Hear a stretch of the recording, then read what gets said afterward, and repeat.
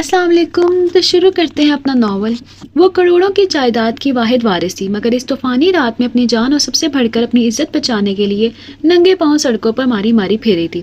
جن رشتوں کے اس کے سر کی چادر کا محافظ ہونا چاہیے تھا وہ اس کی آبرو کے در پر تھے، اور اس کے اپنے ہی گھر کی دیواریں اس کے لیے قید خانہ بن چکی تھی. بارش کی تپیڑوں اور بجلی کی کڑک میں بھاگتے ہوئے جب اس کے قدم جواب دے گئے تو قسمت اسے ایک ایسی دہلیز پر لے آئی جہاں سے واپسی کا راستہ مسترد تھا. اسے خبر نہ تھی کہ جس اجنبی دیوار کا سہارا اس نے لیا ہے وہاں رہنے والا شخص اسے دیکھتے ہی اپنے اصولوں کی زنجیری توڑ دے گا. تمہیں اندازہ بھی ہے تم کس کے گھر میں آ گئی ہو؟ ڈاکٹر اون کا لہجہ شروع میں ایک اجنبی کے لیے روکھا اور تلخ تھا، مگر علیہ کی لرزتی ہوئی پکار اور اس کی آنکھوں میں چھپا بے پناہ خوف اون کے اندر کے سوئے ہوئے محافظ کو جگا گیا. وہ شخص جو اپنی تنہائی سے پیار کرتا تھا اب ایک ایسی لڑکی کی ڈھال بن چکا تھا جس کے پیچھے پورا زمانہ شکاری بن کر لگا ہوا تھا. وہ ان جو شروع میں اس کی موجودگی سے الجھتا تھا اب اس کے جلے ہوئے ہاتھوں پر مرہم رکھتے ہوئے خود درد محسوس کرنے لگا تھا. جائیداد کی ہوس میں اندھے دشمنوں اور شیراز کے گھناؤنے ارادوں کے درمیان علیہ کی زندگی ایک ایسی موڑ پر آ کھڑی ہوئی تھی جہاں ہر قدم پر ایک نیا امتحان تھا. اسے نہیں معلوم تھا یہ اجنبی اس کا مسیحا بنے گا یا اس کی زندگی کا وہ ایک نیا رخ سامنے آئے گا، مگر ایک بات طے تھی کہ اب اس کی تقدیر اس شخص کے ہاتھوں میں تھی جس کی نظروں کی تپش علیہ کے وجود کو پگھلانے کے لیے کافی تھی. وہ بھاگ رہی تھی بے تحاشا اندھادھند سمت کا اندازہ کیے بغیر. طوفانی رات میں دل دہلا دینے والی کڑکتی بجلی اور چھاچوں برستے مینا سے سڑک پر کئی فٹ پانی جمع ہو گیا تھا اور وہ سر تپا شدید سردی میں مسلسل تیز بارش میں بھیگتی ہوئی پوری طاقت صرف کر کے خود کو اس منحوس جگہ سے دور لے جانا چاہتی تھی. ویران سنسان جنگلی راستہ ختم ہو گیا تھا. اب سڑک پر دونوں طرف بنی ہوئی کوٹھیوں کی طویل قطار تھی، مگر اس وقت رات کے نہ جانے کون سی پیر شدید سردی طوفان یا برکھارت میں کون دروا کرے اپنے اپنے کمروں میں سب لوگ گیٹ بند کیے خواب خرگوش کے مزے لے رہے تھے. اس نے منہ پر ہاتھ پھیرا. بارش کی بوندیں تواتر سے چہرے پر پڑ رہی تھی اور آنکھوں کے آگے پانی کی چادر سی تنی تھی. دونوں آنکھیں زور زور سے میچ کر اس نے دائیں ہاتھ کی کوٹھی کے برآمدے میں جلتے بلب کو دیکھا. گیٹ پر ہی لیمپ روشن تھے. اس نے بلند آہنی گیٹ کو مضبوطی سے ہلایا مگر بے سود. گیٹ اندر سے بند تھا اور دیواریں بہت اونچی تھیں. بے بسی سے اس کی آنکھیں بھی باہر کی طرح جل تھل ہو گئیں. دل بری طرح تڑپا. کل تک وہ بھی ایسے ہی بڑے گھر کے خوبصورت عالیشان بیڈ روم میں مزے سے سوتی تھی. اس نے کبھی خواب و خیال میں بھی یہ گمان کیا تھا کہ راتوں کو کوئی شدید سردی میں بے آرام سڑکوں پر بھی پھرتا ہوگا. وہ تو جیسے خود پھولوں کی سیج پر ہوتی تھی ایسی اس کی نظروں میں ساری دنیا تھی. اسے بھوک، افلاس، غربت اور بے بسی جیسی کیفیات کا کیا علم، مگر آج خود در در پر دستک دیتے ہوئے اس کے ہاتھ بے رنگ ہو رہے تھے. خوف کی شدت نے سردی کی شدت کو دوبار دیا تھا. بغیر سویٹر صرف کاٹن کا سوٹ پہنے وہ ہر دروازہ پوری شدت سے کھٹکاتی. جب بہت دیر تک کوئی دروازہ نہ کھلتا تو مایوس ہو کر آگے چل پڑتی. کھولو، خدا کے لیے دروازہ کھولو، کوئی ہے جو میری آواز سن لے، پلیز ہیلپ می. پوری قوت سے چلاتے ہوئے اس نے لکڑی کے چھوٹے سے گیٹ کو پوری قوت سے پیٹ ڈالا. اس کی آواز خوف اور کپکپاہٹ سے تھرتھرا رہی تھی اور کسی گاڑی کی ہیڈ لائٹس چمکتی ہوئی لمحہ بلمحہ قریب آ رہی تھی. اسے اس وقت پناہ کی تلاش تھی، اپنا آپ کو چھپانا تھا. شدید طوفانی بارش میں اس کی آواز جیسے پانی کے قطروں کی طرح فضا میں جذب ہو رہی تھی. ان بنگلوں میں سوئے ہوئے لوگ جیسے بہرے ہو گئے تھے. کوئی اس کی دستک نہیں سن رہا تھا، نہ کوئی اس کی چیخوں پکار پر اٹھ کر آیا تھا. اس نے چھوٹی نیچی دیوار کو دیکھا اور پھر چند فٹ کے فاصلے پر گاڑی کی روشنی اور انجن کی آواز سنی. اگلے ہی لمحے وہ تمام تر خوف اور بے بسی اور اذیت سمیٹے دیوار پر دونوں ہاتھ مضبوطی سے جما کر وزن کو تولتی اس پر چڑھ کر دوسری طرف جھاڑیوں میں جا گری. کانٹوں نے اس کے پیر اور ٹانگوں کو چھیل سا دیا تھا. دونوں ہاتھوں سے خون بہ رہا تھا. دیوار پر شاید حفاظت کے لیے کانچ کے چھوٹے چھوٹے ٹکڑے توڑ کر سیمنٹ میں لگا دیے گئے تھے اور انہی ٹکڑوں نے اس کے ہاتھوں کو زخمی کیا تھا. درد کی ایک شدید لہر پورے بدن میں بجلی کی طرح کوند گئی. کچھ دیر یوں ہی وہ دیوار کے ساتھ جھاڑیوں کی اوٹ میں دبکی رہی، سانسیں روک کے آہٹ سننے کی کوشش کرتی رہی. جب سوائے برستی بوندوں اور بجلی کی کڑک کے کچھ اور سنائی نہ دیا تو آہستہ آہستہ وہ برآمدے میں آ گئی. یہاں بھی ہلکی روشنی والا بلب آن تھا. کین کی 2 کرسیاں اور ایک میز دھری تھی. چھت کے نیچے جاتے ہی اسے بے انتہا سکون کا احساس ہوا. بہت دیر سے نہ جانے کتنا وقت ہو گیا تھا وہ بارش میں مسلسل بھیگ رہی تھی. اب تو پانی اور اپنے بدن کے درمیان فرق میں محسوس نہیں ہو رہا تھا. کپ کپاتے لرزتے بدن سمیت وہ دیوار کے ساتھ آخر میں جا کر ٹک گئی. تیز ہوا پانی کی بچھاڑ وقفے وقفے سے اس پر پھینک رہی تھی. اس نے دونوں ہاتھوں کو گیلی قمیص میں دبا لیا. لہو بری طرح بہہ رہا تھا اور چہرے کی رنگت بھی اسی حساب سے زرد پڑتی جا رہی تھی. اس وقت اسے شدت سے کسی دوائی کی ضرورت تھی جو وہ زخمی ہاتھوں پر لگا سکتی. بہتے لہو کو روکنے کا کوئی طریقہ نہ تھا سوائے اس کے کہ وہ گھر کے مکینوں کو اٹھاتی اور ان سے پناہ کی درخواست کرتی. مگر اس میں بھی رسک تھا, بہت بڑا خطرہ. ایک مصیبت سے بمشکل بچ کر آئی تھی. اس طوفانی رات میں ایسے ہی درندے بھیڑیے مل جاتے تو شاید وہ کہیں اور نہ جا سکے گی. وہ اسی ششو پنچ میں خوفزدہ نظروں سے کبھی باہر اندھیرے میں برستی بوندوں کو دیکھتی اور کبھی اپنے سے قریب لکڑی کی خوبصورت منکش دروازے کو. اس نے اذیت سے ہونٹ دانتوں تلے دبا کر اپنی کراہ دبائی. کیوں لگ رہا تھا جیسے جسم سے سارا خون چڑھ گیا ہو. روبیہ آہستہ آہستہ اس کا ساتھ چھوڑ رہی تھی. ہمت کرو علیا, اللہ سے بہتری کی امید رکھنی چاہیے. کیوں باہر بیٹھی رہو گی, مر جاؤ گی. دروازہ کھٹکھٹا کر پناہ مانگ لو, اللہ بہت رحیم ہے, کریم ہے, وہ ضرور کرم کرے گا. اس کے اندر سے صدا اٹھی. وہ آیت الکرسی اور درود شریف اور چاروں کل پڑھ کر اپنے اوپر پھونک مار کر اٹھی. کلام پاک کی تلاوت نے جیسے اس کے اندر طاقت بھر دی تھی. ایک ہزار سا قائم ہو گیا تھا چاروں طرف. اس نے خون چکا ہاتھوں سے دروازہ بجایا. شاید گھر والے گہری نیند سو رہے تھے. دوبارہ اور زور سے اس نے الٹے ہاتھوں سے بجایا. بیل گیٹ پر نصب تھی اور اتنی تیز بارش میں گیٹ پر جا کر بیل دینا اس کے بس میں نہ تھا.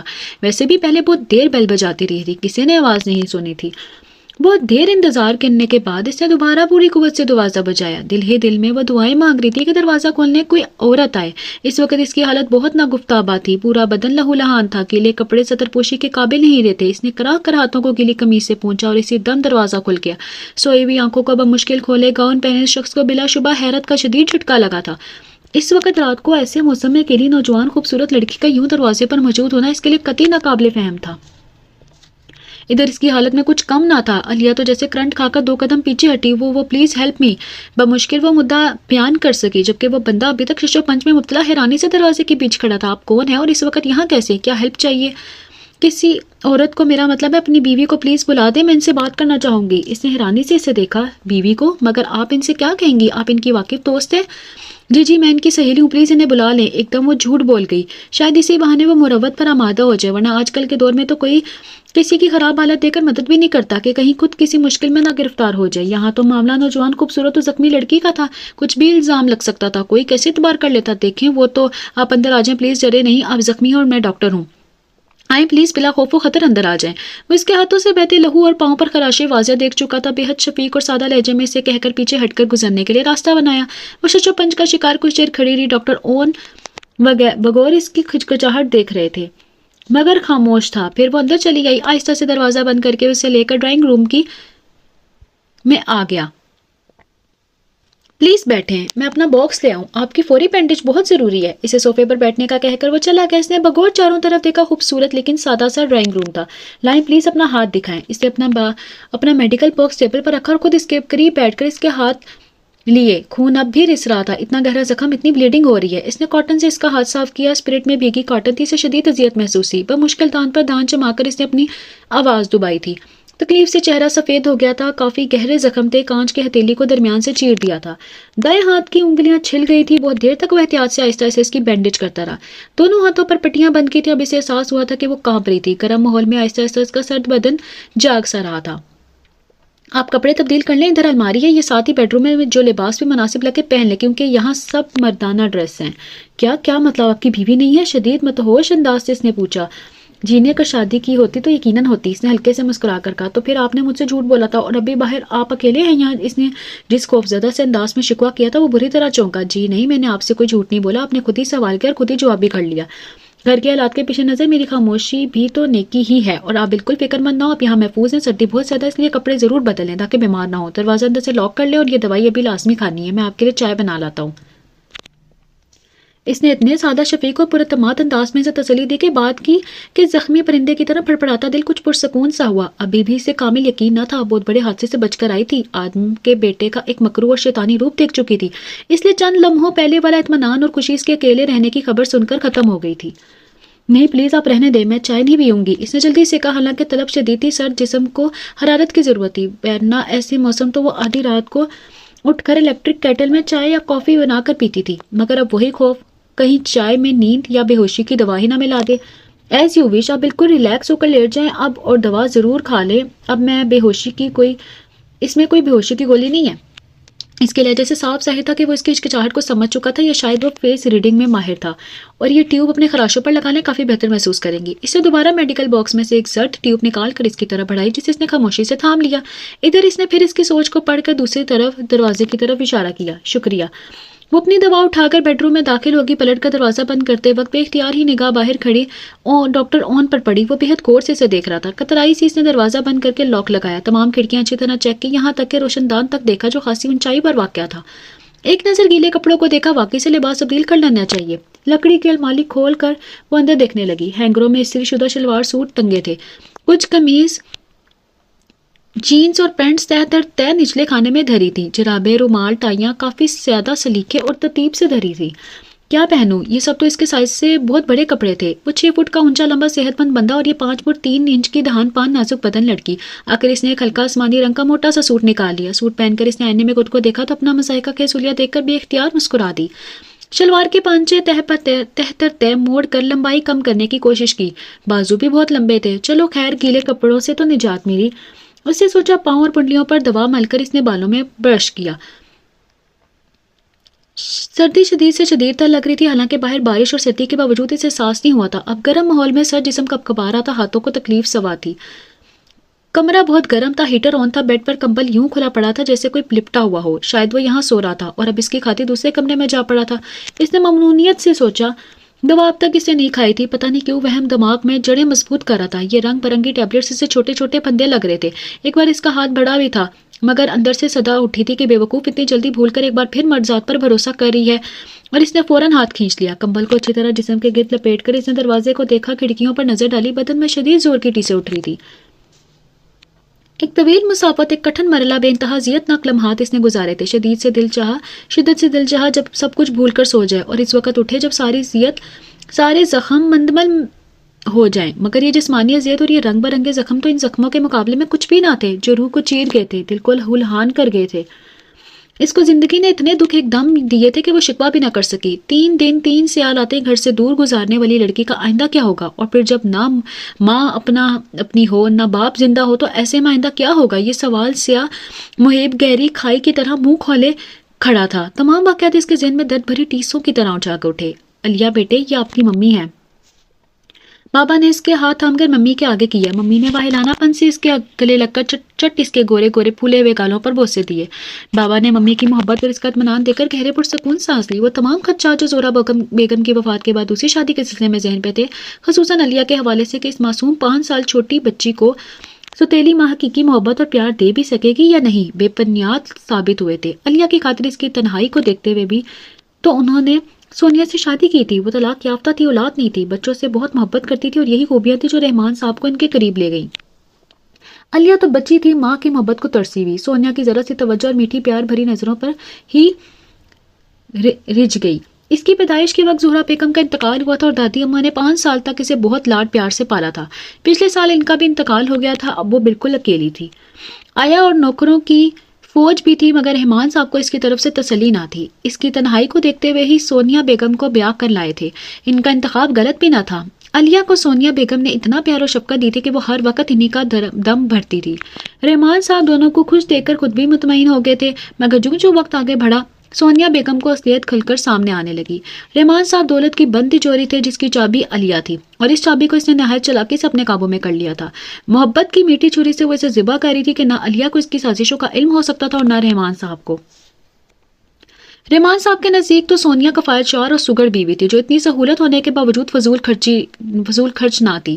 اس نے کبھی ان سے کوئی پیسہ نہیں مانگا تھا، نہ ہی کوئی مطالبہ کیا تھا، ہر حال میں خود کو صابر و شاکر پیش کیا تھا، اور رحمان صاحب کے دل میں اس کی عزت اور احترام مزید بڑھ گیا، حالانکہ اسے ان سے مانگنے کی کیا ضرورت تھی۔ علیہ جو موجود تھی، جتنی رقم چاہتی اس سے کہہ دیتی، وہ جانے اور باپ جانے، اس کا نام آئے بغیر رقم مطلوبہ ہاتھوں میں پہنچ جاتی۔ رحمان صاحب اس کی ایسی شاہ خرچیوں پر جب پریشان ہو کر سونیا بیگم سے کچھ کہتے تو وہ اپنی بچی کی حمایت کرتی۔ ارے بیگم، آپ کی شہر سے تو وہ اور خراب ہو جائے گی، آپ اسے سمجھائیں، وہ بڑی ہو رہی ہے، اس عمر میں اتنی فضول خرچی مجھے پسند نہیں کہ وہ ہر روز دوستوں کو قیمتی تحائف دے۔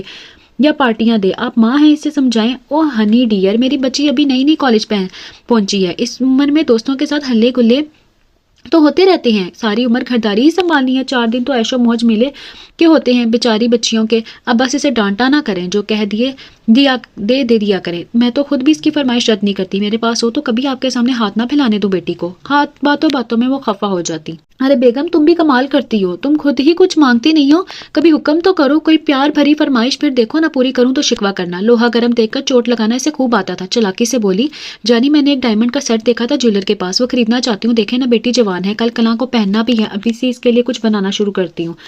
رحمان صاحب نے قیدت سے اپنی بیگم کو دیکھا. کتنا خیال تھا علیہ کا انہیں, سگی ماؤں کی طرح اس کے لیے زیورات اور قیمتی کپڑے لیتی. سونیا, آپ نے جب بھی مانگا علیہ کے لیے ہی فرمائش کی, کبھی اپنے لیے بھی کچھ خریدا کرو, کچھ فرمائش کیا کرو. میں جوان بچی کی ماں ہوں رحمان, میری تمام خواہشیں, میری تمام آرزویں علیہ کی خوشی سے منسوب ہیں. اس نے چند دن پہلے مجھ سے فرمائش کی تھی. اب آپ چلیں, میں اپنی بیٹی کے لیے ڈائمنڈ سیٹ ضرور لوں گی.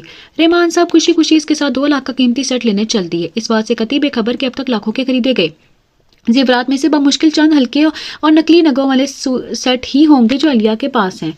وہ آپ کے سامنے اس کے گلے میں پہنا کر اسے دیا جانے والا ہر تحفہ بعد میں ہیلو بہانوں سے کبھی کسی فنکشن, کبھی پارٹی اور کبھی حفاظت کے خیال سے ہتھیا لیا جاتا تھا. وہ بچی تھی, اسے کیا پتا. پھر ماں کی محبت کے آگے تو وہ سب کچھ قربان کر سکتی تھی. اسے اصلی نقلی کی پہچان نہ تھی. ایک ہی طرح کے 2 سیٹ جیولر سے تیار کروائے جاتے اور نقلی علیہ کو دے دیا جاتا. اس طرح بھرم بھی رہ جاتا اور اصل پر قبضہ بھی ہو جاتا. رحمان صاحب مکمل طور پر اس کے قبضے میں تھے. علیہ کو بچپن سے انہوں نے اپنی جائیداد کا وارث بنا دیا تھا, ورنہ سونیا بیگم تو اس کا کانٹا کب کا نکال چکی ہوتی. کروڑوں کی جائیداد کی منتہا وارثی کیسے آسانی سے اسے کسی کو سونپ دیتی. اسے ہمیشہ اپنے قریب رکھنے کے لیے اس نے ترکیب سوچ لی تھی اور اس پر عمل درآمد سے پہلے وہ اچھی طرح تیاری کر رہی تھی. علیہ کو اسے جان بوجھ کر پڑھائی سے متنفر کر دیا تھا, ورنہ وہ بہت ذہین اور پڑھائی کی شوقین تھی. 5ویں تک ہر کلاس میں اول 2 آتی رہتی تھی. کالج میں آتے ہی اسے سونیا بیگم نے سجنے سنورنے اور سیر سپاٹے کا ایسا چکر ڈالا تھا کہ وہ پڑھائی کو وبال لے جان سمجھتی تھی. روپے پیسے کی کمی نہ تھی, والدین کی روک ٹوک نہ تھی. عمر لعابلی ٹین ایج پوری طرح آزاد ہو گئی. بے تحاشا حسن و دولت مل جائے تو چاہنے والوں کی کمی نہیں رہتی, اور اس کی عمر تو ابھی سجنے سنورنے اور چاہے جانے والے تھی. لڑکے دیوانہ وار اس کے گرد گھومتے, لڑکیاں ان سے دوستی کی شائق تھیں, مگر وہ خود تمام تر آزادیوں کے باوجود سونیا بیگم کے قبضے میں تھی, جس نے اس سے بہت مہارت سے اسے اپنے خاص مقصد کے لیے تیار کر لیا تھا. ماما جانی کہاں ہیں آپ؟ وہ ماما کو واضح دیتی ان کے بیڈ روم میں گئی تو ایک دم ٹھٹکی. پاپا کے بیڈ پر کوئی اتنے مزے سے لیٹا ہوا تھا. اسے دیکھ کر وہ بھی چونک کر سیدھا ہوا. آپ کون ہیں اور ماما کہاں ہیں؟ حیرت سے دریافت کیا. ماما تو آپ کی ہی ہیں علیہ صاحبہ, جن کی تعریفیں کرتی ہیں آپ بھی تھکتی نہیں ہیں. واقعی آپ کی ساری باتیں سچ تھیں. وہ بے حد اشتیاق سے اسے دیکھ کر قریب آ کر بولا, مگر وہ الجھ کے پیچھے ہٹی. میں شیراز ہوں, شیراز افریدی, آپ کی لاڈلی ماما کا اکلوتا کزن. اس نے ہنستے ہوئے دل نشین آواز میں تعارف کروایا. وہ کچھ جھجک سے گئی. کتنی بے باک انداز تھا اس کا, کتنا. ارے علیہ میری جان, تم آگئی, تم دونوں مل بھی چکے ایک دوسرے سے. سونیا بے حد اشتیاق سے علیہ کو دیکھ کر آگے بڑھی تھی, مگر شیراز کو اس کے قریب ہم کلام دیکھ کر تنک کر اجنبیت سے پوچھا, ابھی ہمارا آمنا سامنا تو مقدر میں لکھا ہی ہے. تو محض اس نے زو معنی بات کہہ کر اسے دیکھا, جبکہ وہ حیران تھی اس کی جرأت اور بے تکلفی پر. اوہو شہری, خبردار جو میری بیٹی کو کچھ کہا. سونیا بیگم نے اس کے گرد بازو پھیلا دیا. ارے واہ کیا بات ہے, اب ممی اپنی بیٹی پر لاڈ لٹائیں گی, مگر گھر آئے مہمان کو تو تھوڑا وقت دے دیں. میں چلتی ہوں, شام کو ملاقات ہوگی. اس کے ماتھے پر بوسہ دے کر اس نے شرمندگی سے کار فوراً باہر نکل آئی. وہ خاصی نروس ہو رہی تھی. عجیب بے باک بندہ تھا, اتنا بے تکلف کہ پہلی بار مل کر بھی اجنبیت کا احساس نہیں ہوا. شاید مما نے بتایا ہوا ہے میرے متعلق اسے سب کچھ, اس لیے اتنا فرینک ہو رہا تھا. اس نے الجھ کر سر جھٹکا. خواہ خواہ اسے اہمیت دے رہی تھی. اگلے دن صبح جب وہ کالج جانے کے لیے تیار ہو کر باہر نکلی تو پتہ چلا ڈرائیور پاپا کے ساتھ سائٹ آفس گیا ہے. اسے دیر ہو رہی تھی. شدید غصے اور کوفت ہوئی. اسی وقت ماما نے آ کر الجھن دور کر دی. ساتھ میں شیراز بھی تیار کھڑا تھا. جانی کاہے کو فکر مند ہو, یہ شیراز بھی باہر جا رہا ہے, تمہیں کالج ڈراپ کر دے گا اور واپسی پر پک کر لے گا. اس نے ماما کی بات سن کر یک نظر اسے دیکھا. اس کی نگاہیں بہت امید سے اٹھی تھی. ایک نظر اس کو دیکھا اور اس کی نگاہیں بہت امید سے اٹھی تھی. چلو شہری, چلو جلدی کرو, علیہ کو دیر ہو رہی ہے. ماما نے مزید کچھ بولنے کا موقع دیا بغیر اسے دھکیل دیا. وہ بہت موڈ میں تھا. موسیقی کی مدر لہریں, گاڑی کا اندرونی ماحول خاصا پراسرار سا تھا. خاموشی میں جیسے بول رہی تھی, آئے ہو میری زندگی میں تم بہار بن کے. وہ خود بھی گلوکار کے ساتھ گنگنا رہا تھا. ادھر ٹرن کریں, اسے سیدھا جاتے دیکھ کر اس نے ٹوکا. اوکے, کوئی اور حکم؟ اس کی مسکراہٹ خاصی پرکشش اور مقابل کو مسحور کر دینے والی تھی. اگرچہ وہ بہت خوبصورت نہ تھا, پھر بھی مردانہ وجاہت تھی, مگر اسے بھی اپنے حسن پر خاصا مان تھا. اتنی جلدی ہارنا تو نہیں سیکھا تھا. واپس کا باؤں لینے اس نے کالج گیٹ پر گاڑی روک کر انتہائی فرما برداری سے پوچھا تو اس کی ہنسی نکل گئی. مگر خواہ کو پوز کرنے والے لوگ مجھے اچھے نہیں لگتے. ہنسنا ہنسانا خوش رہنا خود بھی اور دوسروں کو بھی خوش رکھنا میرا نصب العین ہے. آئندہ موڈ بنا کر خود کو ریزرو ظاہر کرنے والا رویہ میرے ساتھ نہ ہی برتا جائے تو مہربانی ہوگی. اس کے بلا جھجک تبصرے اور تنقید پر وہ خاصی حیران تھی. خاموشی سے اتر گئی. سارا دن وہ الجھی سی رہی. مما کے اس کزن کے اچانک آمد جس کا ذکر پہلے کبھی ان کے منہ سے نہیں سنا تھا خاصی حیران کن تھا.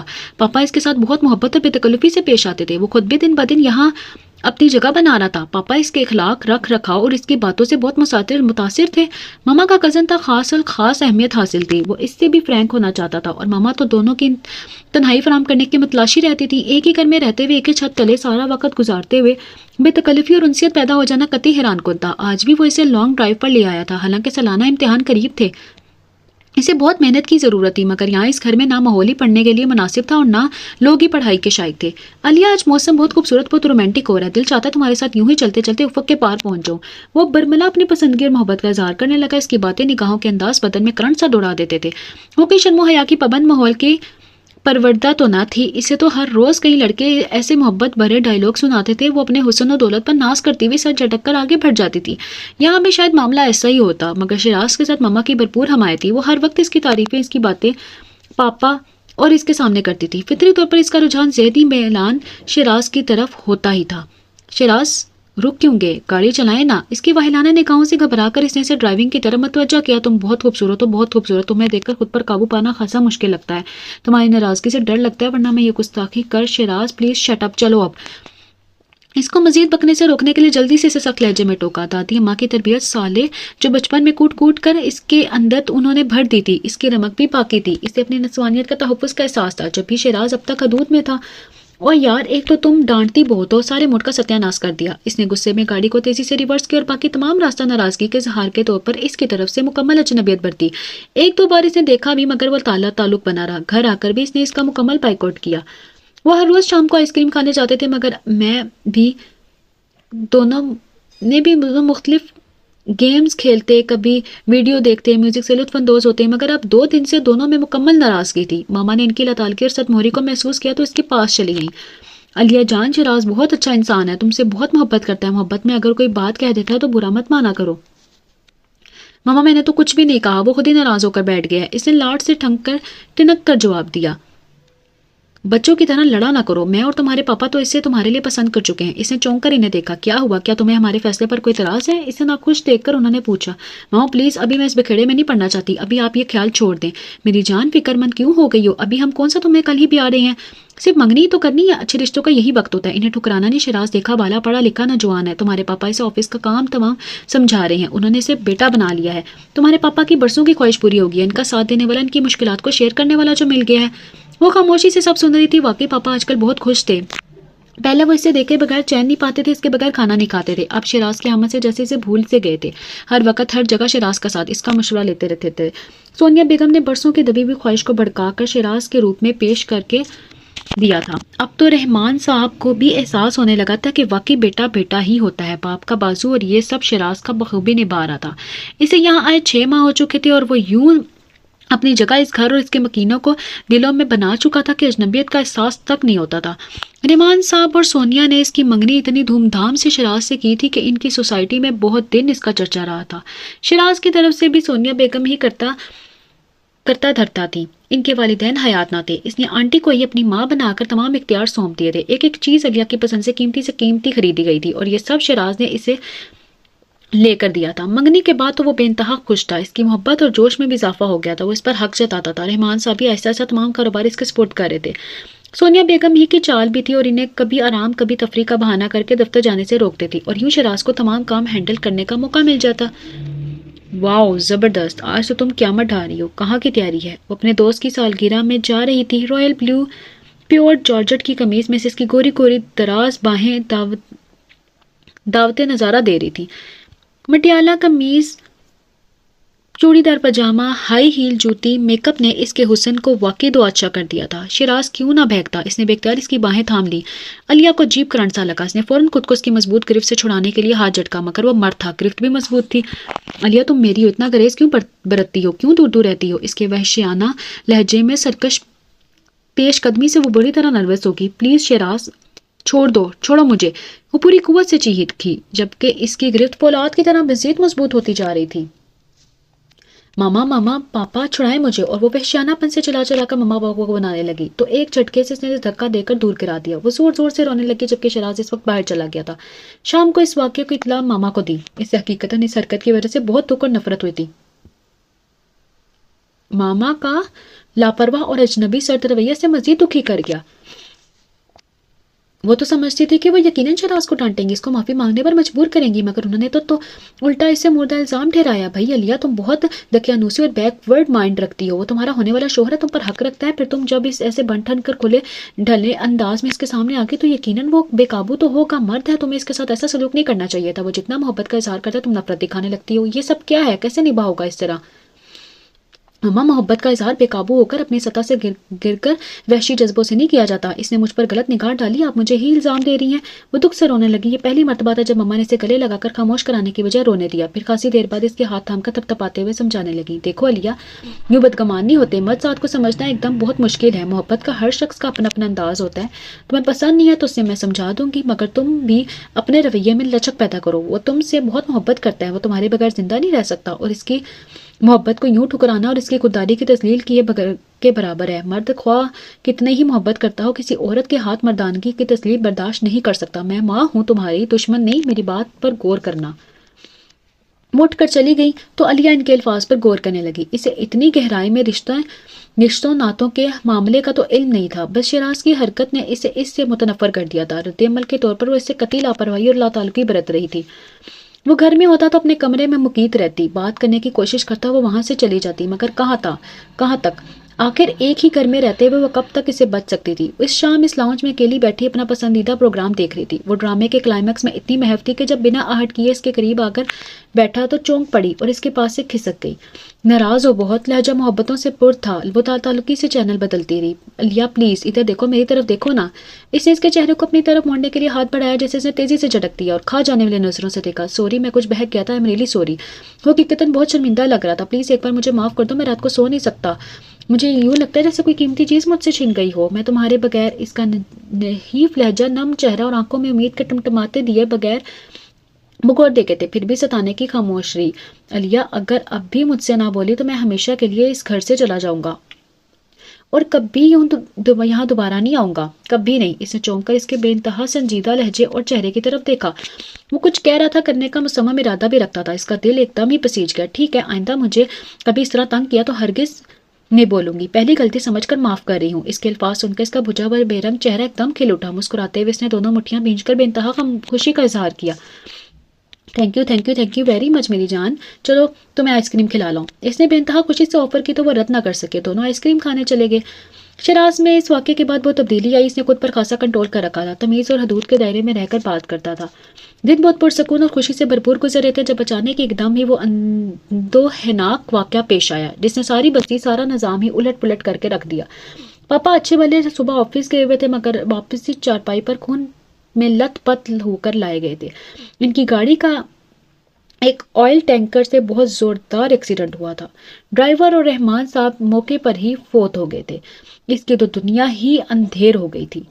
इसके माँ बाप, बहन भाई, सारे रिश्ते इसी एक शख्स की जात से वाबस्ता थे। बचपन से कभी किसी चीज की कमी ना होने दी थी। इसकी हर फरमाइश मुंह से निकलती ही पूरी हुई थी। बेइंतहा लाड करता था।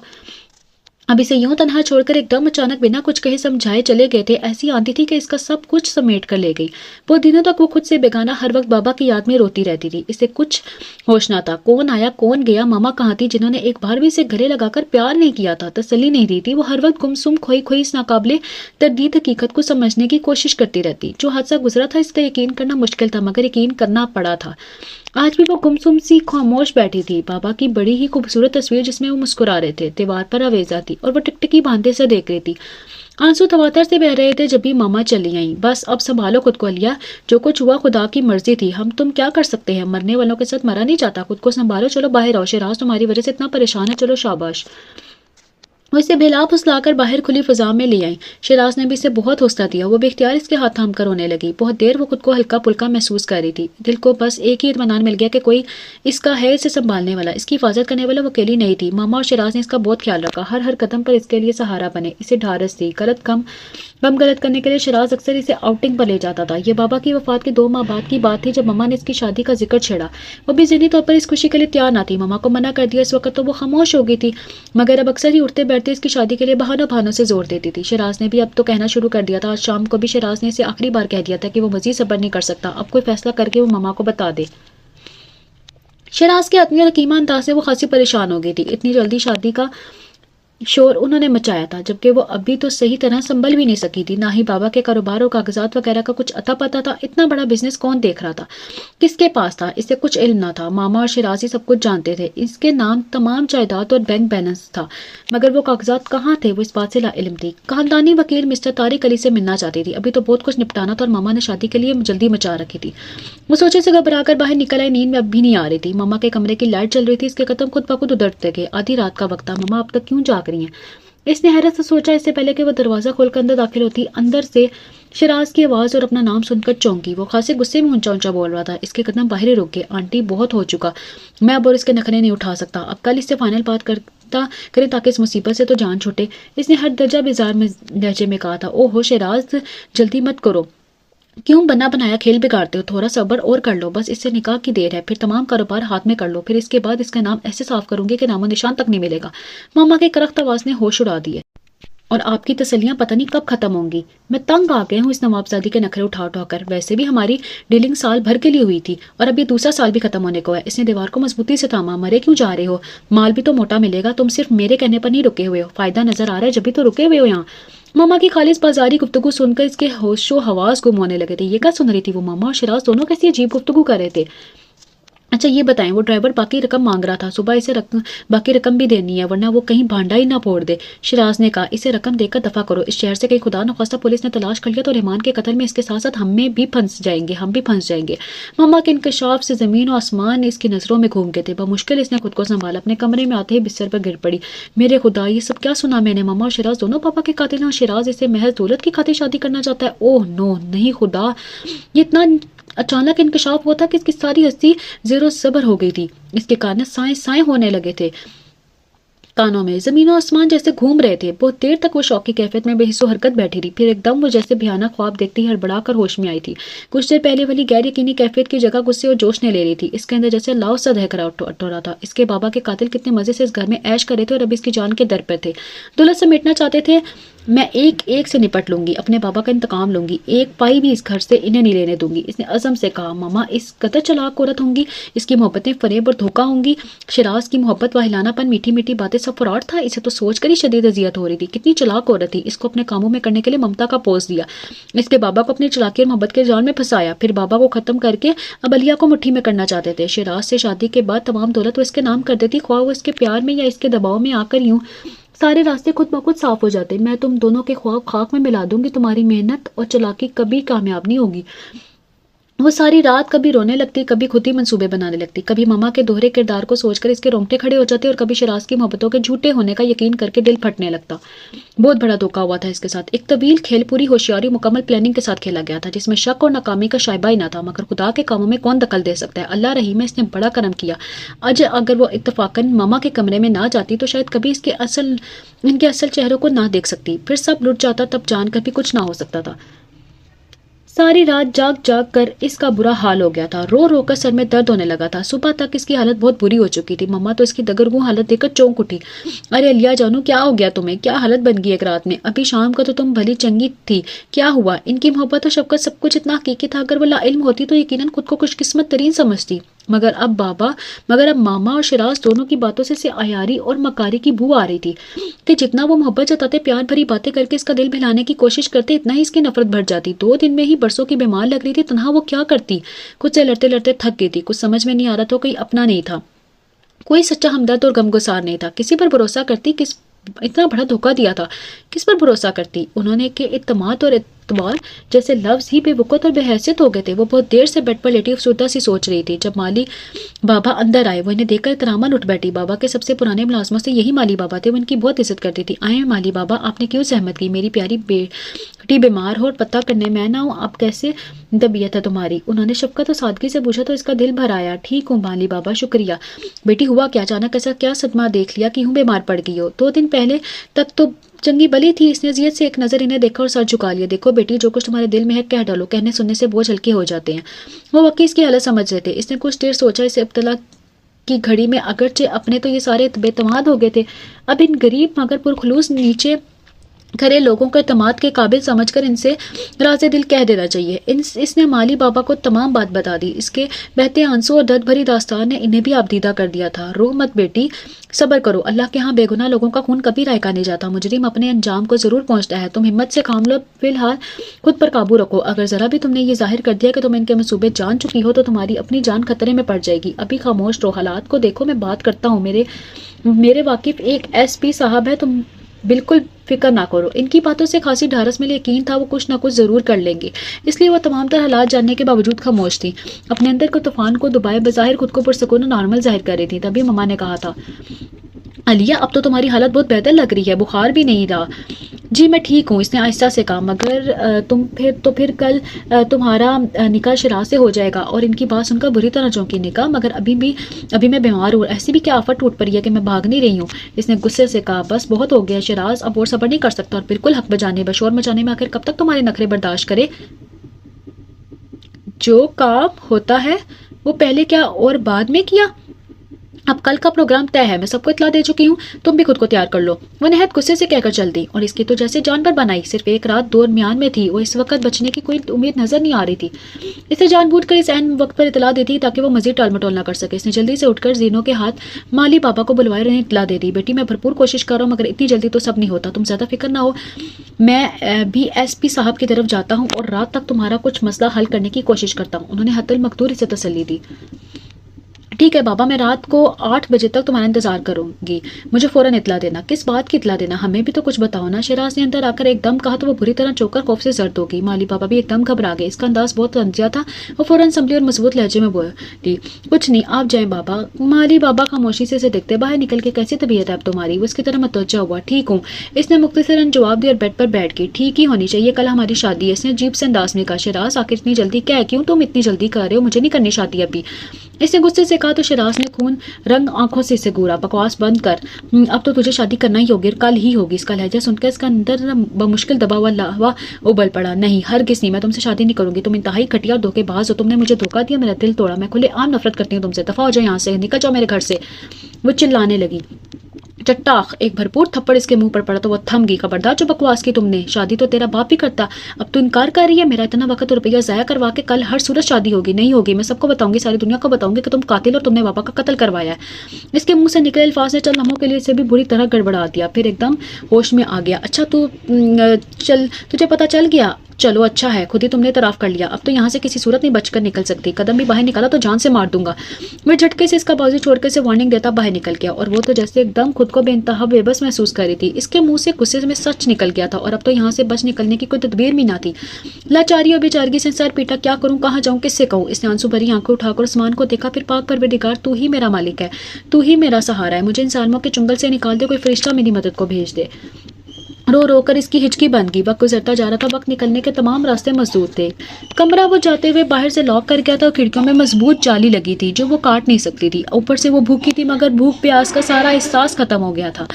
اس وقت صرف ایک ہی جذبہ تھا کہ دھند کے یہاں سے کسی طرح باہر نکل جائے۔ اگر آج کی رات یہاں گزر گئی تو وہ کبھی یہاں سے نہیں نکل سکے گی۔ بے چینی ہی بے چینی تھی، کسی پل چین نہیں پڑا تھا، انتقام اور بے بسی کی آگ جھلسا رہی تھی۔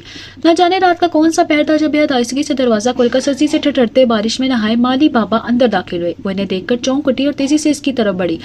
بیٹی بہت مشکل سے یہاں تک آیا ہوں، فوراً نکلو، چلو یہاں سے، جلدی چلو، کوئی آ نہ جائے۔ اور وہ بجلی کسی تیزی سے چادر لپیٹ کر باہر نکل آئی۔ بےحد خاموشی اور آہستگی سے وہ چوروں کی طرح چپتے ہوئے اپنے گھر سے نکلی۔ مالی بابا اسے کوٹھی کی بیک سائڈ پر بنے چھوٹے سے دروازے پر لے آئے۔ مینا زوروں کا برس رہا تھا، شدید طوفانی بارش تھی، بجلی کی چمک اور کڑک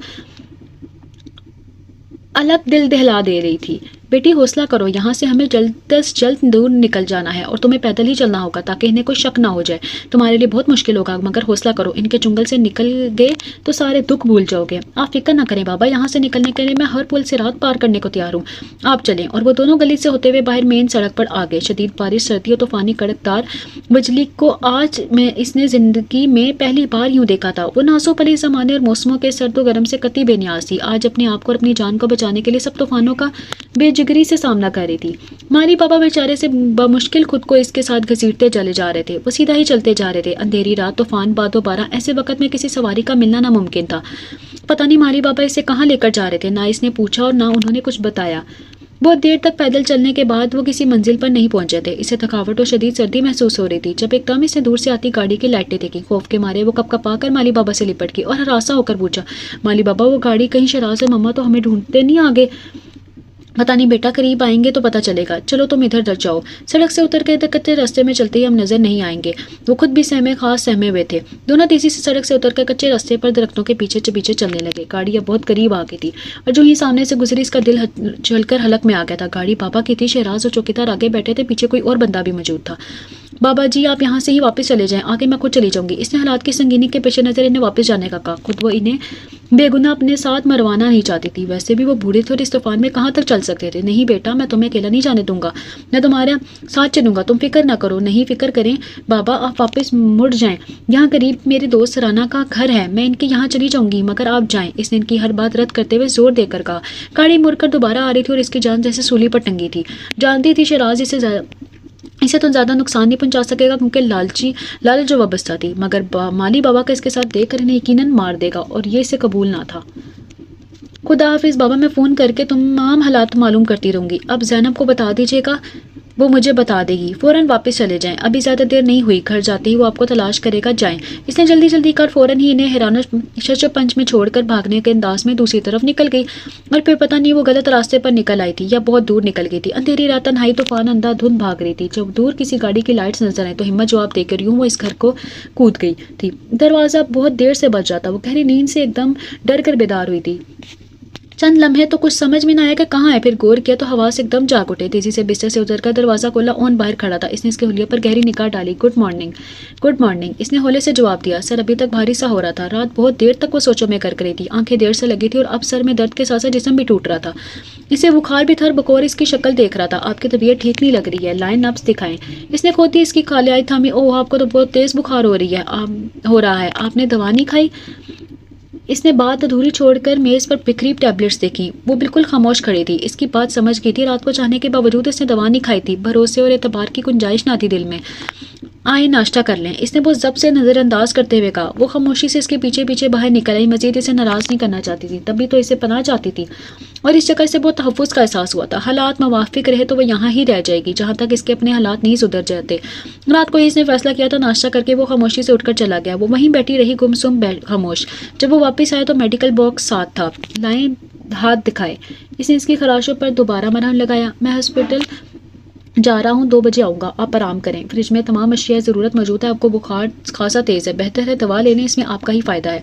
وہ ٹیبلٹس اس کے قریب میز پر رکھ کر چلا گیا اور جب تیار ہو کر ہاسپٹل جانے کے لیے واپس آیا تو اسے اس طرح بیٹھا پایا نہ جانے کن سوچوں میں گم. اگر آپ اپنے گھر والوں کو اطلاع دینا چاہتی ہیں تو فون موجود ہے, ورنہ مجھے بتا دیں, میں نے انفارم کر دوں گا. اس نے چونک کر سر اٹھائے. اسے اسی سوال کا انتظار تھا. نہیں, میں اکیلی ہوں. میرے والدین نہیں ہے, میرا کوئی نہیں ہے. میں کہاں رہوں گی, کہاں جاؤں گی؟ میرا کوئی گھر نہیں ہے, کوئی ٹھکانہ نہیں ہے. اس نے بے حد ازردہ لہجے میں کہا. رات ہی سوچ لیا تھا کہ اسے کبھی یہ نہیں بتایا کہ وہ لاکھوں کی جائیداد کی وارث ہے.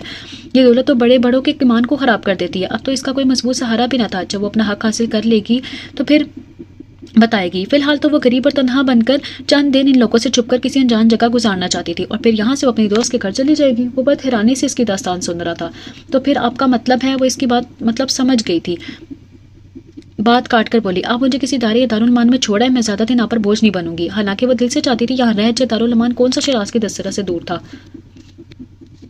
وجہ دیکھیں, میں اتنا کمزور اور نفس کا غلام انسان نہیں ہوں. آپ یہاں بھی رہ سکتی ہیں, مطمئن ہیں, مگر آپ بہت محتاط اور اعتبار نہ کرنے والی خاتون ہیں. ویسے ہونا بھی یہی چاہیے. اچھی بات ہے. بہرحال جو آپ کہیں گی ویسا ہی ہوگا.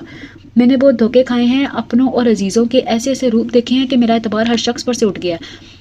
مجھے چند دن کے لیے پناہ کی ضرورت ہے اور اگر آپ برا نہ محسوس کریں تو یہاں رہ لوں، اس نے بڑے انداز میں کہا۔ وہ سر چکا کر کچھ سوچنے لگا تو شاید اسے توقع نہ تھی کہ وہ یہاں رہنے پر رضامند ہو جائے گی، مگر اس کی بھی تو مجبوری تھی۔ ماما اور شراز سے زمین کی پتال سے بھی نکال لیں گے اور اس کی تمام دوستوں کی طرف گئے ہوں گے، تمام ہسپتال دارالامان چیک کر لیں گے، اور یوں وہ نہ چاہنے کے باوجود بھی ان کے ساتھ جانے پر مجبور ہوتی کیونکہ ان کا رشتہ ماما کے ساتھ اور شراز کے ساتھ بہت گہرا تھا۔ وہ کچھ بھی کہہ کے اسے اپنے قابو میں کر سکتے تھے، یا اس اجنبی گھر کا شاید انہیں خیال بھی نہ ہو۔ چند دن یہاں رہ کر اپنے تحفظ کے لیے بہتر تدبیر سوچ سکتی تھی۔ ابھی تو وہ خود بیمار اور زخمی بھی تھی، یہ ڈاکٹر تھا اور اسے مکمل ٹریٹمنٹ دے رہا تھا، مگر اس کی خاموشی اور الجھن دیکھ کر وہ بھی چور سی بن گئی تھی۔ اوکے، میں 2 بجے ہسپتال سے آتا ہوں، پھر شام کو 6 سے رات 10 بجے تک ایک پرائیویٹ ہسپتال میں جاتا ہوں۔ آپ بالکل پریشان نہ ہو، بلا خوف و خطر جب تک چاہیں رہ سکتی ہیں، آپ میری پناہ میں ہیں، بالکل محفوظ۔ وہ چلا گیا تھا اور وہ خود دوبارہ سوچوں میں گم ہو گئی تھی۔ ناشتہ وہ کر چکی تھی، بمشکل اس نے ٹوسٹ کے ٹکڑے منہ میں ڈالے تھے، دونوں ہاتھ پٹیوں میں جکڑے ہوئے تھے، کل سے بھی منہ بھی نہیں دھویا تھا۔ اس نے دوا کھائی اور بیڈ پر لیٹ گئی، جس میں بہت نقاہت پیدا ہو گئی تھی۔ زیادہ دیر بیٹھا نہیں جاتا تھا اور نہ ہی دماغ پر زور دے سکتی تھی، سر جیسے چکرانے لگتا تھا، شاید اس کے دوا میں نیند کی گولی تھی۔ وہ دوپہر تک بہت گہری نیند سوتی رہی اور جب ڈاکٹر اون نے آ کر دروازہ زور زور سے کھٹکایا تو اٹھی۔ طبیعت کیسی ہے آپ کی؟ اس نے سوئی سی نیند خوابیدہ آنکھوں میں لمحہ بھر کر جھانک کر فوراً سر جھکا لیا۔ ٹھیک ہوں، مگر ہاتھوں میں بہت درد ہے۔ واقعی اس کا بخار اتر گیا تھا، مگر ہاتھوں کی تکلیف اسے بہت اذیت دیتی تھی، نہ پانی استعمال کر سکتی تھی، نہ ہی کچھ اپنے ہاتھوں سے کھا سکتی تھی۔ ٹھیک ہو جائیں گے، آپ دوا متواتر استعمال کریں، آج میں دوبارہ بینڈیج کروں گا، اب آپ آئیں کچھ کھا لیں، شاید آپ نے دن بھر کچھ نہیں کھایا۔ اس کی بات سن کر متواتر اپنے ہاتھوں کو دیکھنے لگی۔ اللہ بہتر کرے گا، معمولی زخم ہے، دل جلد بھر جائیں گے، ڈونٹ وری۔ وہ بے حد شفیق اور خالص ڈاکٹر والے انداز میں تسلی دے رہا تھا۔ وہ ہولے سے مسکراتی اس کے ساتھ ٹیبل پر آگے سے اب پھر وہی مسئلہ تھا۔ اس نے نوالا توڑتے ہوئے اچانک ہاتھ روک کر اسے دیکھا۔ وہ دونوں ہاتھ میز پر دھرے بے بسی سے دیکھ رہی تھی۔ ارے آپ کھا نہیں رہی؟ او آئی سی، اچھا چلے میں آپ کے نوالے توڑ دیتا ہوں۔ چھوٹے چھوٹے روٹی کے ٹکڑوں پلیٹ میں رکھ کر سالن ڈال کر اس کے منہ میں ٹکڑے لگانے لگا۔ وہ بہت شرمندگی محسوس کر رہی تھی، بالکل چھوٹے بچوں کی طرح اسے کھلا رہا تھا۔ بس اسے تھوڑا سا ہی کھا کر اسے منع کر دیا۔ ایسے کیسے؟ جتنا کم کھائیں گی اتنی دیر سے ٹھیک ہوں گی، چلیے یہ پوری روٹی ختم کریں، اس نے حکم دیا اور وہ خاموشی سے کھانے لگی، جبکہ وہ خود بھی آہستہ آہستہ کھا رہا تھا۔ کھانے کے بعد وہ اس کے لیے گرم دودھ لے آیا اور زبردستی اسے دوا کھلائی۔ اسے دودھ بالکل پسند نہیں تھا، خصوصاً گرم دودھ تو وہ پیتی ہی نہیں تھی، مگر اب اس کے حکم پر پی لیا۔ آپ کے لیے کپڑے بھی لانے ہیں، آپ خود بازار چلیں گی؟ نہیں نہیں، اس نے خوفزدہ ہو کر تیزی سے انکار کیا۔ وہ بغور اس کے ڈرے سہمی کیفیت دیکھ رہا تھا۔ اوکے، میں شام کو لے آؤں گا، اگرچہ کبھی زنانہ شاپنگ کی نہیں ہے، اس لیے فیشن اور کپڑے وغیرہ کے بارے میں قطعی لا علم ہوں۔ اس نے ہنس کر کہا۔ آپ کے گھر والے، میرا مطلب ہے والدین، بہن بھائی بیوی وغیرہ؟ اس نے پہلی بار اس سے سوال کیا۔ میرے والدین حیات نہیں ہیں، اس ایک بڑی بہن اور بھائی انگلینڈ میں سیٹل ہیں اور بیوی اب بھی بنی نہیں ہے۔ اوہ ریئلی سوری، اب بھی میری طرح ہے اس دنیا میں، والدین سے شفیق سائے سے محروم ہے۔ اس کا دکھ اور اپنا غم مشترک لگا۔ جی والدین تو صاحبان ہوتے ہیں اولاد کے لیے، ان کے بغیر زندگی گزر تو جاتی ہے مگر بہت ویران اور نامہربان گزرتی ہے۔ دکھ سکھ میں دعا کی وہ چھایا جو نہیں ملتی۔ اس کی سنجیدہ دکھی لہجے پر اس کی اپنی آنکھیں جل تھل ہو گئی۔ واقعی اس کے والدین نہ تھے، تبھی تو یوں کہہ رہا ہوں کہ گھر میں اجنبی بن کر رہ رہی تھی، اتنی دولت و جائیداد ہونے کے باوجود خود بے آسرا اور بے سہارا تھی۔ بابا ہوتے تو یوں طوفانی رات میں پناہ کی تلاش میں نہ بھٹکتی۔ علیہ پلیز واپس آ جائیں، کچھ نہیں کہا جائے گا۔ وہ اس قدر محو سوچ تھی کہ جب اس نے ہاتھ میں ہلا کر اسے متوجہ کرتے ہوئے کہا تو وہ بری طرح چونک گئی۔ اچھا جی میں تو چلا، اب دروازہ بند کر لیا، میرا کوئی فون آیا تو میسج پوچھ لیجیے گا۔ ارے ہاں یاد آیا، ماسی آئی تھی صبح۔ نہیں کوئی نہیں آیا، اس نے لاعلمی ظاہر کی۔ اچھا شاید چھٹی کی، بغیر اطلاع کے۔ میرا تمام کام صفائی ستھرائی برتن وغیرہ سب ماسی ہی کرتی ہے، کھانا بھی بنا کر جاتی ہے، صبح آئے گی تو آپ جو بھی بنوانا چاہیں کہہ دے۔ اسے ساری تفصیل بتا کر چلا گیا۔ صبح سے وہ خاصی نیند لے چکی تھی، سو اب کچھ پرسکون تھی۔ اس نے گھوم پھر کر گھر کا جائزہ لینا شروع کر دیا۔ بہت خوبصورت چھوٹا سا گھر خوبصورتی اور سادگی سے ڈیکوریٹ کیا ہوا تھا۔ فون پر نظر پڑتے ہی اس کے اندر سنسنی دوسی دوڑ گئی۔ کب کپاتے ہاتھوں سے اس نے گھر کا نمبر ڈائل کیا، دوسری طرف ماما تھی۔ اس نے فوراً ریسیور رکھ دیا۔ بہت دیر تک خود کو نارمل کرنے کی کوشش کرتی رہی، بھلا ماما اور شراز کے علاوہ اور کون تھا اس گھر میں جو فون اٹھاتا؟ پتہ نہیں وہاں کیا حالات پیش آ رہے ہوں گے، کس طرح اس کی عدم موجودگی کا جواز بتایا جا رہا ہوگا، کیا الزامات لگائے ہوں گے۔ رات کے اس نے 2-3 بار گھر فون کیا مگر ہر بار ماما نے اٹھایا۔ مالی بابا کی بیٹی پتہ نہیں کہاں تھی، وہ ٹی وی دیکھ رہی تھی۔ جب ڈور بیل بجی، اس نے اندر سے پوچھا کہ کون ہے، اون کا سن کر دروازہ کھول دیا۔ جی کیسی طبیعت آپ کی، کیسا وقت گزرا؟ اس نے سفید کوٹ اتارتے ہوئے پوچھا۔ اس کے ہاتھ میں کافی بڑا شاپر تھا۔ ٹھیک ہوں شکریہ، کھانا چلے میں گرم کر کے لاتا ہوں، آپ بیٹھیں۔ وہ کچن میں چلا گیا، اسے بہت شرمندگی ہوئی، ایک تو بوجھ بنی ہوئی تھی، دوسرے کام میں خود بھی نہیں کر سکتی تھی کیونکہ ہاتھ پٹیوں میں قید تھا۔ کھانا کھاتے ہوئے اس نے ہلکی پھلکی گفتگو کرتا رہا، دن میں کیا کیا اور شام کی مصروفیت وغیرہ۔ دن میں کیا کیا اور شام کی مصروفیت وغیرہ۔ ارے ہاں یہ شاپر میں آپ کے سوٹ ہیں، آپ یہ لباس تبدیل کر لیں، پتہ نہیں آپ کی پسند بھی آئیں گے یا نہیں۔ اس نے ایک نظر اپنے کپڑوں پر ڈالی کہ 2 دن سے اس کے سوٹ میں ملبوس تھی اور اس کی پسندیدہ پرفیوم کی مہک جو سوٹ میں بسی تھی اس کے چاروں طرف رہتی تھی۔ وہ خاموشی سے کپڑے اٹھا کر اپنے کمرے میں چلی گئی۔ بہت خوبصورت رنگوں کے ریڈی میڈ سوٹ تھے۔ اس نے مسٹرڈ اور براؤن پرنٹ والا سوٹ پہن لیا۔ مسٹرڈ رنگ کافی جچ رہا تھا اس پر، اس کی نظروں میں پسندگی نظر آ رہی تھی۔ پھر وہ اسے لاؤنج میں ٹی وی دیکھتا چھوڑ کر اپنے بیڈ روم میں آ گئی۔ بہت دیر تک وہ اس عجیب صورتحال کی سوچتی رہی۔ سمجھ میں نہیں آتا تھا کیا کرے، کسی کو کچھ کہہ بھی نہیں سکتی تھی۔ فی الحال اس نے خاموشی میں ہی عافیت جانی۔ صبح کو ماسی آ گئی، خاصی باتونی عورت تھی۔ اسے دیکھ کر حیرانی سے پوچھنے لگی، اون نے شاید اس کا تعارف اپنے وائف کی حیثیت سے کرایا تھا، تبھی تو کہہ رہی تھی بی بی آپ کو تو پہلی دفعہ میں نے اس گھر میں دیکھا ہے، 4 سال سے بی بی کی وفات کے بعد یہاں آ رہی ہوں۔ اچانک آپ کہاں سے آ گئیں؟ بس میرے والد صاحب کا انتقال ہو گیا تھا، کہہ رہی تھی کوئی ٹھکانہ نہیں تھا تو میں یہاں آ گئی۔ ڈاکٹر صاحب مجھے بہت اچھے انسان ہے ڈاکٹر صاحب، اور میرا بہت خیال رکھتے ہیں۔ وہ واقعی مشکور تھی۔ ہاتھوں کو جلا کیسے لیا آپ نے؟ کیا کبھی پہلے ہانڈی چولہے کا کام نہیں کیا؟ بہت تیز نظر تھی وہ اور اون نے نہ جانے سے کیا کیا بتا رکھا تھا۔ سو وہ زیادہ تر چپ رہی۔ اس کی خاموشی کو دیکھ کر وہ کام میں لگ گئی۔ جب وہ تمام کام نپٹا کر چلی گئی تو اس نے سکون کا سانس لیا۔ بہت باتونی اور سوال جواب کرنے والی عورت تھی۔ اسے اگرچہ تنہائی کا زیادہ احساس نہیں ہوتا، مگر من کے اندر کی بے چینی اور اداسی ایسی تھی کہ سب اجڑ ہوا اور بہت برا لگتا تھا۔ اپنوں کی باتیں، ہنسی مذاق کچھ بھی نہیں باتا تھا۔ وہ بہت پریشان ہوتی جا رہی تھی۔ دن بہ دن اس کے اندر بے چینیاں بڑھ رہی تھی۔ جب بھی گھر فون کرتے ماما یا شیراز اٹھاتے، کوئی اطلاع یا خیر خبر نہ تھی۔ ہفتے سے زیادہ ہو گیا تھا، زخم بھی اب کافی بھر چکے تھے، پٹیاں تو اتر گئی تھی، کمزوری بھی کافی حد تک کم ہو گئی تھی۔ وہ کھاتی پیتی نہیں تھی مگر اون زبردستی سے کھلا پلا دیتا۔ کچھ دنوں سے وہ محسوس کر رہا تھا وہ بہت بجھی بجھی اور پریشان ہے۔ کچھ کہنا چاہتی تھی مگر کہہ نہیں سکتی تھی، جیسے کوئی رکاوٹ یا ہچکچاہٹ ہو۔ کئی دفعہ اس کے موجودگی سے بے خبر وہ اپنے دھیان میں گم بیٹھی رہتی۔ اس کی باتوں کا جواب بھی تبسم سا دیتی۔ وہ پوچھنا چاہتی تھی مگر پوچھ نہ سکا، صرف اس کی ناراضگی کے ڈر سے کہیں وہ یہ نہ محسوس کر لے کہ وہ پناہ دے کر اس کا کھوج لگا رہا ہے۔ مگر اسے زیادہ دیر انتظار نہیں کرنا پڑا۔ اس دن شام کو وہ اپنے کلینک نہیں گیا تھا۔ اس کے دوست اور ساتھی ڈاکٹر ماں اپنی بیگم کے آ رہے ہیں۔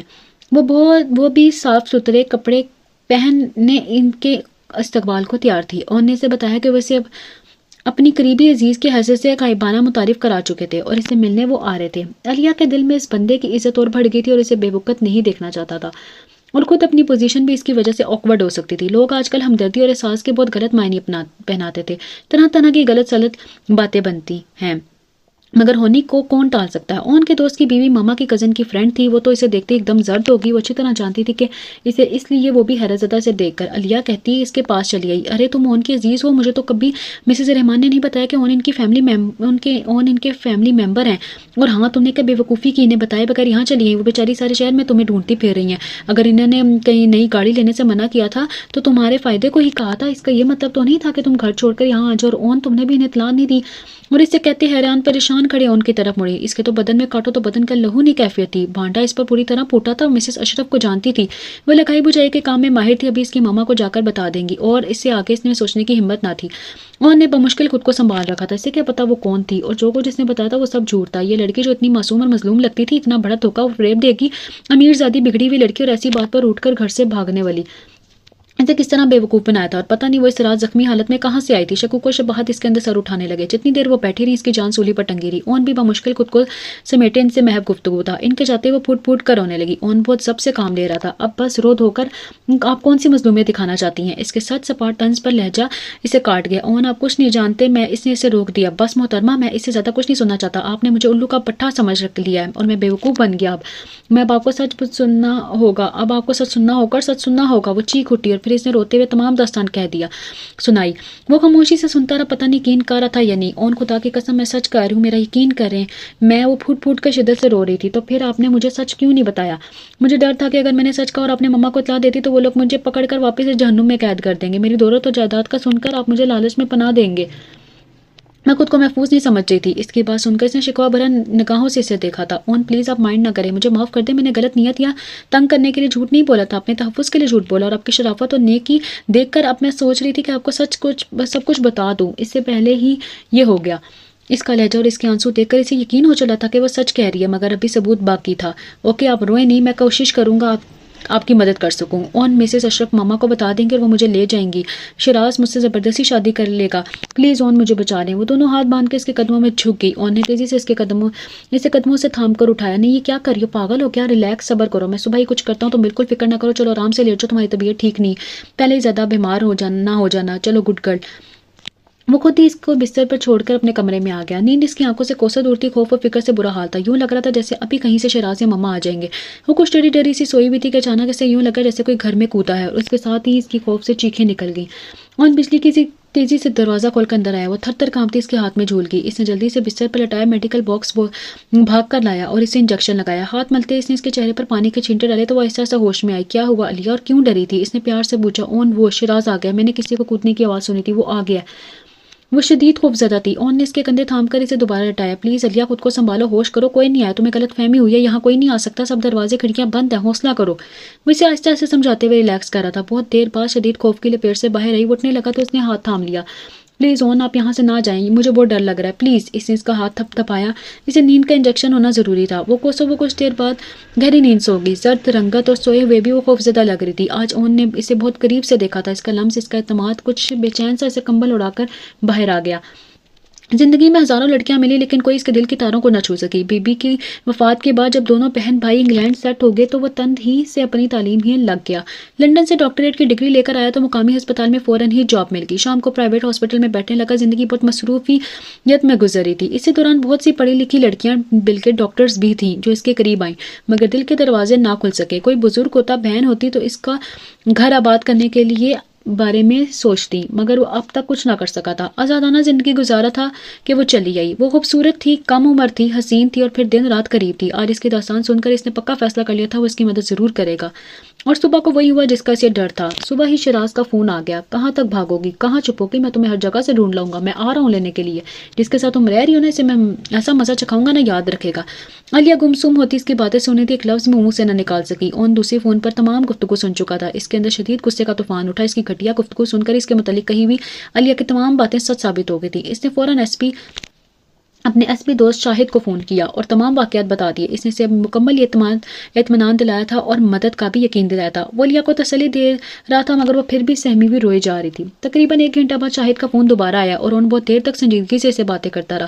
علیہ بخوبی اس کے متفکر چہرے کو دیکھ رہی تھی، پتہ نہیں کیا بات تھی، وہ یوں چپ ہو گیا تھا۔ ٹھیک ہے، تم آج اور مولوی صاحب کو بھی لے آنا۔ اس نے بہت دیر تک اس کی طرف کچھ سننے کے بعد کا اور فون رکھ دیا، بغور اسے دیکھا اور پھر آ گیا۔ علیہ، شاہد کا فون تھا۔